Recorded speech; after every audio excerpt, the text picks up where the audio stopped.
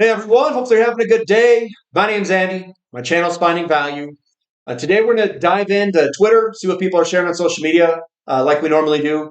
I'll interject my financial opinions, generally related to financial topics, wealth building, and our commodities. So let's dive in there. Let's see what people are talking about and what they are potentially charting. You can find me at Finding_Finance on Twitter. And if you want to join our community, finding-value.com, where I dive deeper into all these topics. I share my opinions. You can see my portfolio. You can see what I'm buying real time.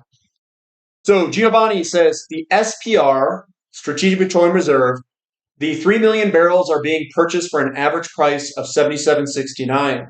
Says today the U.S. Department of Energy DOE Office of Petroleum Reserves announced that contracts have been awarded for the acquisition of 3 million barrels of U.S. produced crude oil for the Strategic Petroleum Reserve. Shouldn't we be buying oil too then? It's almost like this, when it gets to certain levels, the government's probably going to start buying up some of these reserves. And if they start buying up the reserves, well, that's going to put a floor on the price to some extent. Peak oil demand, not yet in Spain. So it says Spain, oil and petroleum products consumption continues up strong year over year in April. Oil is up 12% year over year. Jet fuel's up 10%. Gasoline's up 9.5%. Diesel for the roads up 8%, and diesel for agricultural up 15%.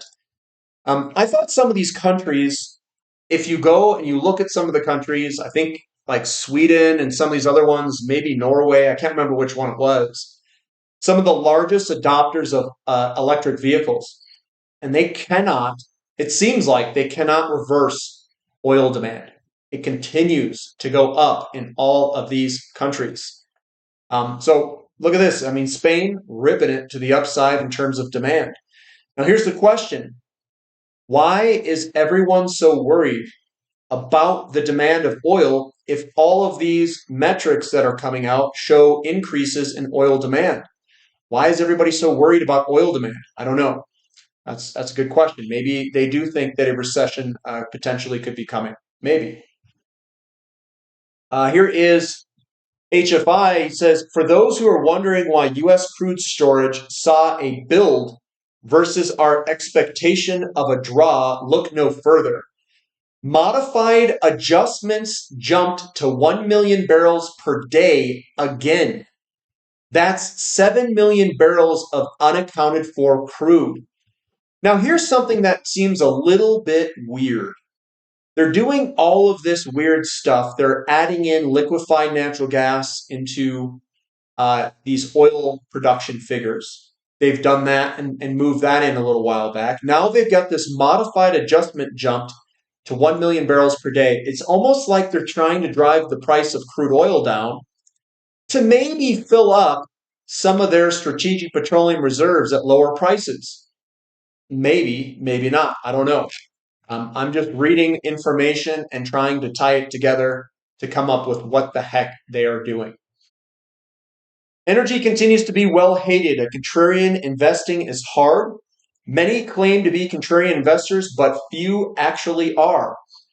For the few who truly are, it can be very rewarding. And he's talking about energy right now. And it'd be contrarian to buy energy as the prices are low here. HZ says something, and I just wanted to respond to it. He says, strong ISM numbers, a strong economy, bullish. Weak ISM numbers, a weak economy means rate cuts are coming, which is bullish.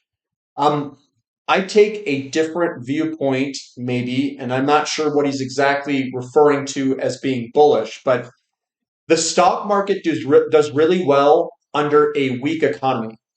It generally does well when interest rates are low, inflation's low, and the economy is recovering from a recession or something on the lines of that.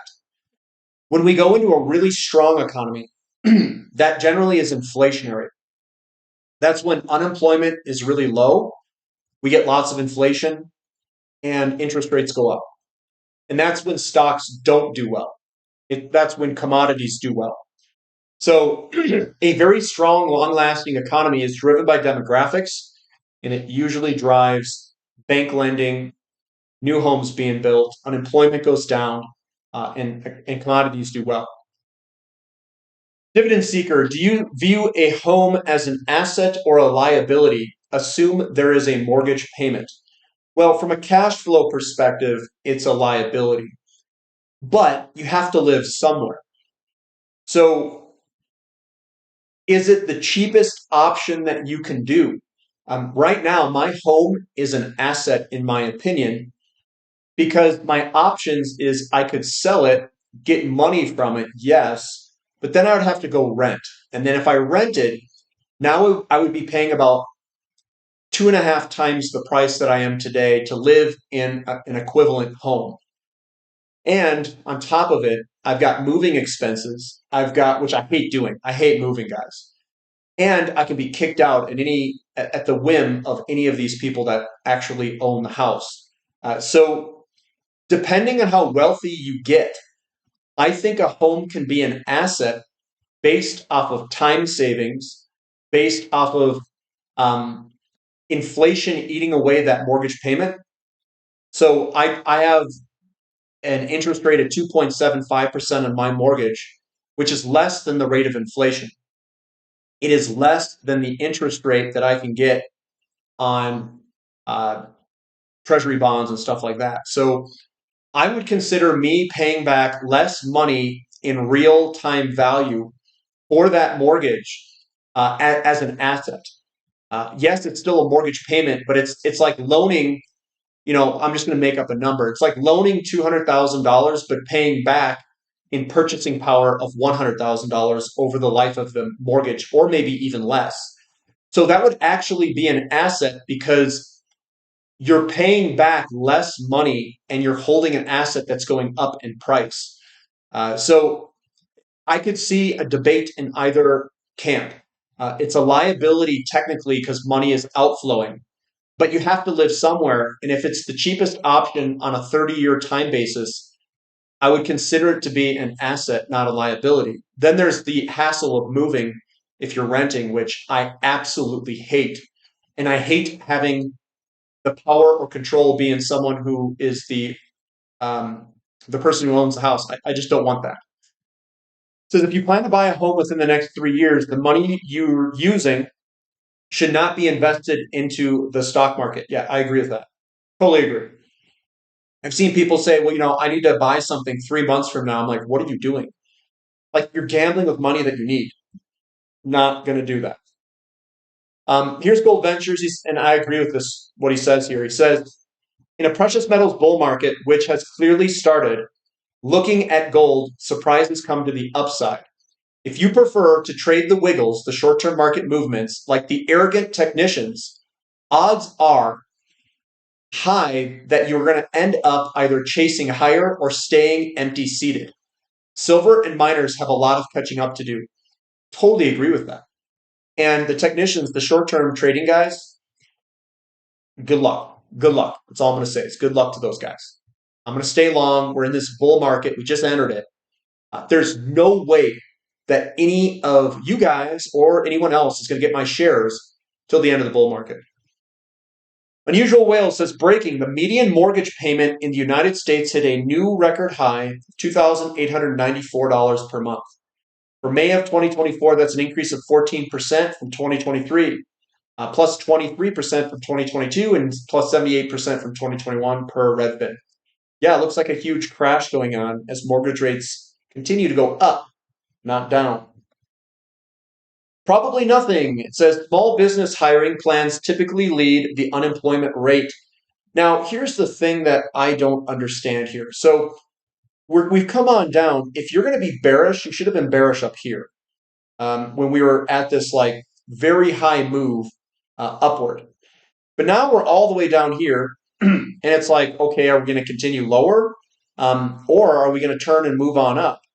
There's been a lot of times where we've kind of chopped sideways in this general area, and we come down maybe a little bit farther, maybe we come down to the 7-8 range, and that's about it. So I don't think we've got much lower to go here before we bottom. So the risk reward to me looks like we're kind of in the middle. It doesn't look like there's huge downside, and Not huge upside either. Kind of in the middle.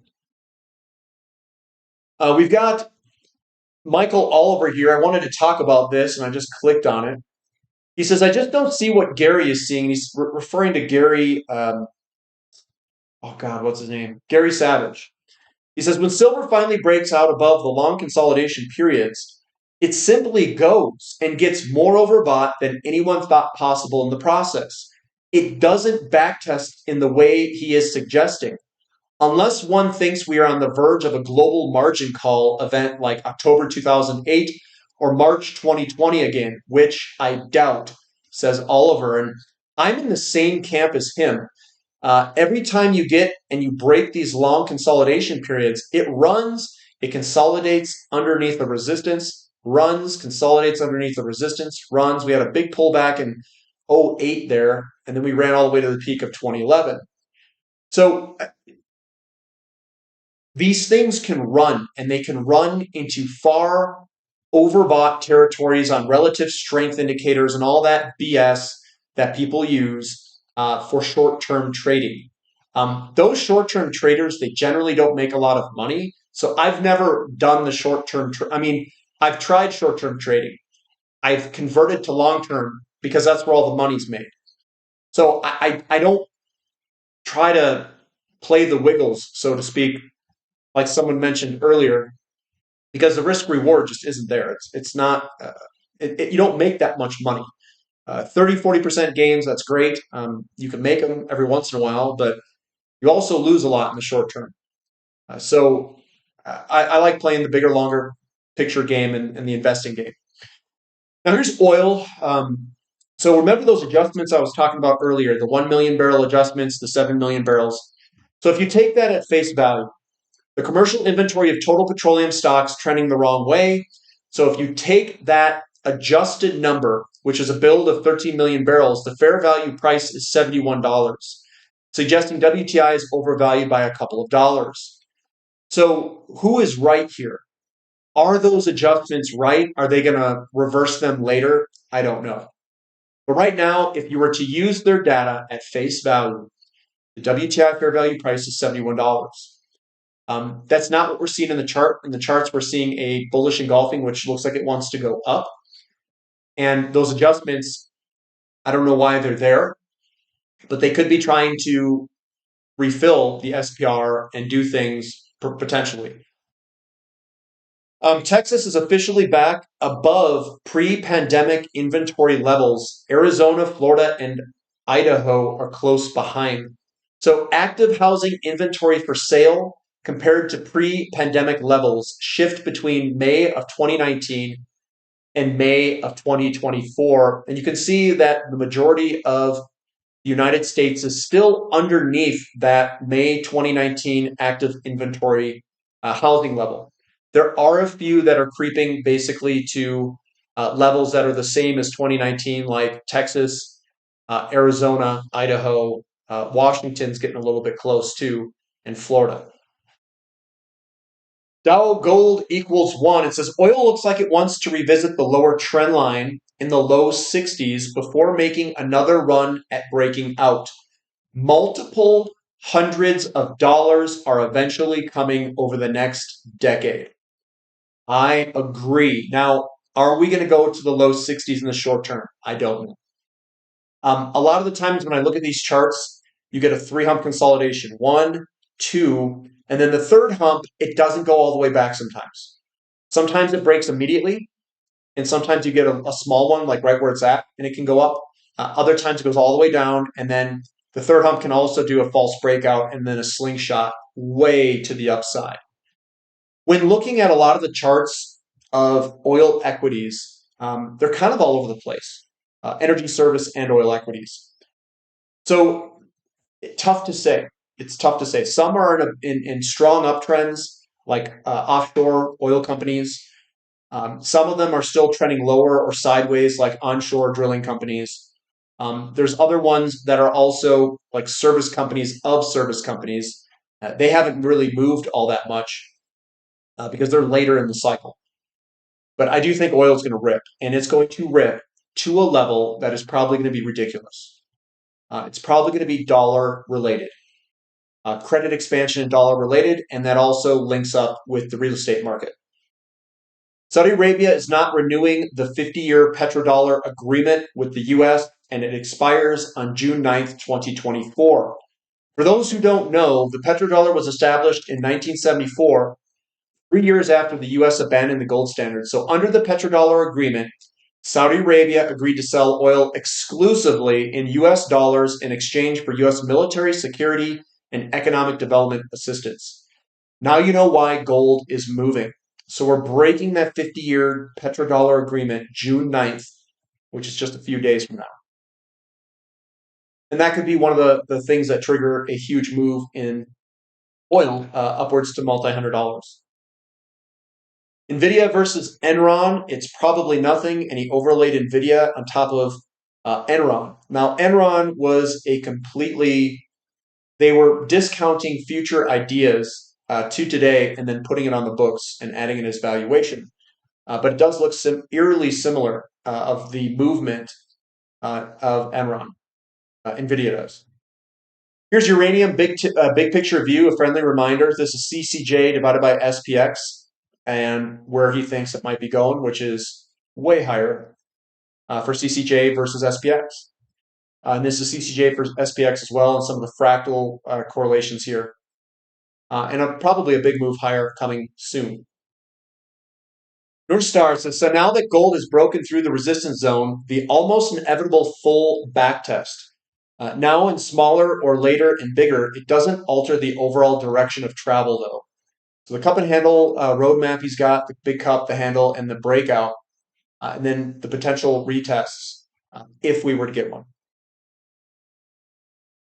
And then I have to keep showing the platinum to gold ratio because I do love it here. It's a 22-year perfect bullish falling wedge. Even before I called the commodities bear market low back in 2020, I said platinum will outperform gold and silver in the coming bull market. Pioneering platinum case on FinTwit. If gold is a 7x from here, imagine where platinum will be.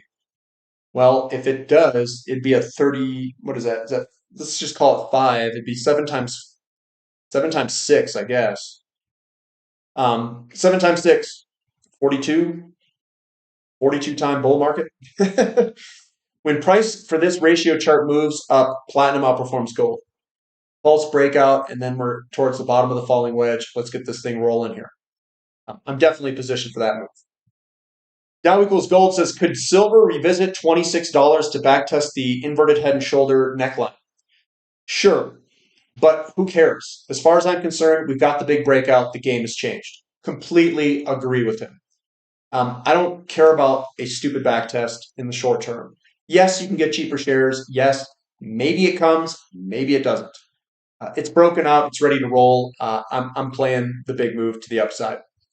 So that's all I've got for today, guys. Give me a thumb up for the content. Subscribe to the channel. Subscribe to the website if you like. And we'll catch you next time. This is Finding Value.